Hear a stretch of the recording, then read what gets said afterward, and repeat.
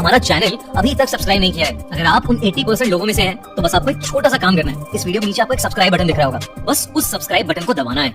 बस इतना सा काम करना है आपको, और लगे हाथों बेल आइकन भी प्रेस कर देना, ताकि हमारी लेटेस्ट वीडियो आते ही आपको सबसे पहले पता चले। में 2 सौतेली बहनें रहती थी, जिसमें से निहारिका गोरी चिट्टी और तीखे नैन नक्श वाली सुंदर लड़की थी, तो वहीं पल्लवी एक सांवली और सर पर कम बालों वाली बदसूरत लड़की होती है। माँ बालों में लगाने वाला तेल कहाँ है? पल्लवी, क्यों तू बेकार में हमारा तेल और शैम्पू खर्च करके अपने इन बचे कुछ 4 बालों को बचाने की कोशिश कर रही है? वैसे एक बात कहूँ, भगवान ने भी तुझे बड़ी जल्दी में बनाया होगा, तभी तो काली पीली शक्ल के साथ सिर पर ये 4 बाल देकर भेज दिया। निहारिका, तुझे मेरा मजाक उड़ाकर क्या मिलता है? मुझे तो बड़ा मजा आता है। अच्छा सच बता, मेरी खूबसूरती देखकर तुझे जलन तो बड़ी होती होगी ना, है ना? क्यों, सच कहा ना मेरी सौतेली काली बहन? पल्लवी लगातार अपनी सौतेली बहन के तीखे तानों को सुन रही थी। उसके मन की कुड़हन उसकी डबडबाई आंखों से बाहर आ रही थी, मगर वो सिर्फ मुंह खोकर उसकी सारी बातें सुन रही थी, क्योंकि स्वाभिमान के हक में जुबान खोलने की संजीदगी उससे छीन ली गई थी। वो बिना कुछ कहे अपना बैग लेकर कॉलेज चली जाती है। वहाँ पहुंचकर उसके कॉलेज की लड़कियां उसका मजाक उड़ाते हुए कहती हैं, देखो देखो आ गई काली कलूटी अपने बॉयकॉट बालों के साथ रैम्प वॉक करती हुई। इसके झटे बाल देखकर तो मुझे शक है कि कहीं कैंसर के कीड़े इसके बाल ना खा रहे हो। ऐसी लड़की को तो कॉलेज से बाहर निकाल फेंकना चाहिए। कॉलेज के सभी लड़के लड़कियों से नापसंद करते थे और उसका कॉलेज में आने पर विरोध करते थे, जिसके कारण वो सभी उसके ऊपर टमाटर फेंक कर मारते हैं। इसके झड़ते बाल, इसके अंदर जरूर कोई बड़ा रोग पल रहा है। प्लीज मत मारो, मुझे सच में कोई बीमारी नहीं है, मुझ पर ये अत्याचार मत करो। चल झूठी, तेरे ये झड़ते बाल जरूर कोई तो रोग है तुझे। अरे ओ काली चुड़ैल, ये लाल पीली होकर कहाँ से आ रही है? तभी निहारिका भी कॉलेज से घर आ जाती है और कहती है, माँ मैंने सुना है कि इस काली कलूटी को कैंसर है। कैंसर? मैं तो कहती हूँ माँ इसे घर से चलता करो, वरना ऐसा ना हो कि इसका कैंसर का रोग हमें ही लग जाए। नहीं माँ, मुझे मत निकालो, आप लोगों के अलावा मेरा है ही कौन? मैं कहाँ जाऊंगी? कहीं भी जाकर मर, हमें क्या? वैसे भी इस बदसूरत शक्ल से और कम बालों के साथ कौन ब्याह करेगा तुझसे? ताउम्र हमारी छाती पर ही बोझ रहेगी। चल अब निकल यहाँ से। बिल्कुल सही कहा माँ, इसे तो धक्के मारकर बाहर करो। फिर वो दोनों धक्के मारकर बेचारी पल्लवी को निकाल देती है। पल्लवी रोती हुई जंगल की ओर चली जाती है। काश कि मैं पैदा होते ही मर जाती। ये काला रंग और कम बाल तो मेरे लिए श्राप बन गए। हर कोई मुझसे नफरत करता है। आज कॉलेज में मुझ पर वार हुआ है। सौतेली माँ ने भी घर से निकाल दिया। कल को समाज वाले भी मेरा बहिष्कार कर देंगे। माँ तुम कहाँ हो? क्या तुम्हें अपनी बेटी पर जरा भी दया नहीं आती? मेरा दुख क्यों नहीं देख पा रही हो तुम?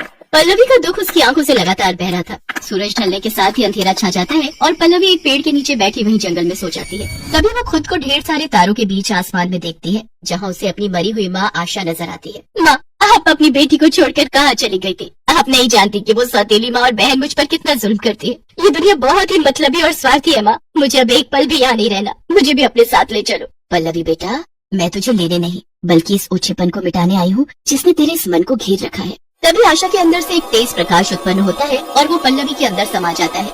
उस तेज प्रकाश के पल्लवी में समाते ही उसके सिर पर लंबे घने रेशमी बाल आ जाते हैं, साथ ही उसका रंग गोरा हो जाता है। अपने इस नए रूप में पल्लवी बेहद खूबसूरत लग रही थी। तभी आशा कहती है, पल्लवी ये लंबे बाल अब तुम्हारा स्वाभिमान और श्रृंगार है, और अब जब कभी भी तुम इनसे मदद मांगोगी तो ये बढ़ चढ़कर तुम्हारी मदद करेंगे। अरे वाह, मेरे बाल तो सचमुच के लंबे बाल हो गए और मेरा रंग भी गोरा हो गया। अब तो मुझे वापस अपने घर जाना चाहिए। कुछ देर बाद वो अपने घर पहुंचती है। वहाँ पहुंचकर जैसे ही उसकी सौतेली माँ और बहन उसके लंबे घने बालों और गोरा रंग देखकर हैरान हो जाते हैं। माँ, निहारिका देखो मेरे बाल लंबे हो गए। कल रात में जंगल में सो रही थी तो मेरी माँ मेरे सपने में आई और उन्होंने अपनी शक्ति से मुझे ये जादुई लंबे बाल दिए हैं। क्या जादुई लंबे बाल? पहले तू हमें अपने इन जादुई बालों से कोई करामात करके दिखा, तो ही यकीन होगा हमें। ऐ मेरे जादुई लंबे बाल, दिखा दे अपना कमाल। जैसे ही पल्लवी ऐसा कहती है तभी उसके बालों से एक प्रकाश उत्पन्न होता है और उसमें से ढेरों नोटों की गड्डियां निकलने लगती हैं। अरे वाह मेरी पल्लवी, मेरी बच्ची, मैं तो तुझे बेकार ही खोटा सिक्का समझती थी। लेकिन तू तो खजाना निकली। मेरी बच्ची इन बालों के साथ और गोरे रंग के साथ कितनी खूबसूरत लग रही है। नजर ना लगे मेरी लाडो को किसी की। बेटा जो भी हुआ उसे भूल जा। देख परिवार में तो ये सब चलता ही रहता है। अब तो तू यहीं रहेगी हमारी। जादुई लंबे बालों के कारण अब पल्लवी को वो सभी सुख मिलने लगे जिसकी उसने मात्र कल्पना की थी। अब तो वो अपनी सौतेली माँ की चहेती बन चुकी थी। एक रोज जब पल्लवी अपनी माँ के साथ मंदिर से लौट रही थी तो उसको एक औरत मिली जिसे कोढ़ था। कोई मेरी मदद करो। क्या हुआ माँ जी, क्या परेशानी है आपको?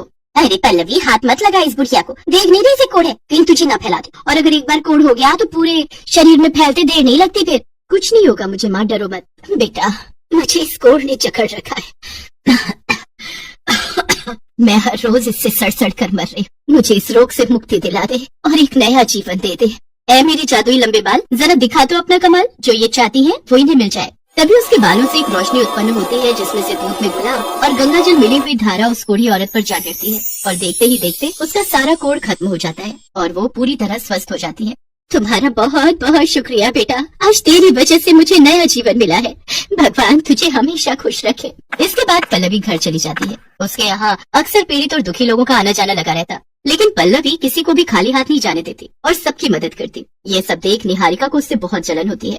ये कल की काली कलूटी आज कितनी फेमस हो गई है। जब से इसके लंबे लंबे बाल के आए हैं इस महारानी के तो ठाठ ही बदल गए, लेकिन आज रात में इसके लंबे बालों को काट ही दूंगी, तभी इसकी सारी हेकड़ी खत्म होगी। रात को जब पल्लवी अपने कमरे में सो रही होती है तो निहारिका कैंची लेकर उसके बालों को काटने के लिए आती है, लेकिन जैसे ही वो उसके बालों को छूती है तो कैंची उल्टा उसी के बालों को काट देती है और वो पूरी तरह गंजी हो जाती है, जिसे देखकर वो चिल्लाते हुए कहती है, मेरे बाल, ये क्या हो गया मेरे साथ, मैं तो गंजी हो गई। अरे क्या हो गया, ये आधी रात को कौन चिल्ला रहा है? अरे निहारिका तू गंजी क्यों हो गई? पता नहीं माँ, मैं तो इस सौतेली बहन के बाल काटने आई थी, लेकिन कैंची अपने आप ही मेरे बालों पर चल गई। तो तुझे किसने कहा था इसके बालों को काटने के लिए? अब देख तूने खुद ही अपने पैरों पर कुल्हाड़ी मार ली। निहारिका काश तुम समझ पाती कि जलन सिर्फ नुकसान ही करती है। मैंने तो हमेशा तुझे अपनी सगी बहन की तरह प्यार किया है, लेकिन तुमने हमेशा मुझसे बैर रखा और अपने अंदर अंगार भरती रही, इसी कारण आज तुम्हें ये सजा मिली है। पल्लवी की बात सुनकर निहारिका का सिर शर्म से झुक जाता है और वो फूट फूट कर रोते हुए पल्लवी से माफी मांगती है। पल्लवी उसे क्षमा कर देती है और अपने जादुई लंबे बालों से उसके सिर पर फिर से बाल ला देती है। इसके बाद कामना और निहारिका पल्लवी को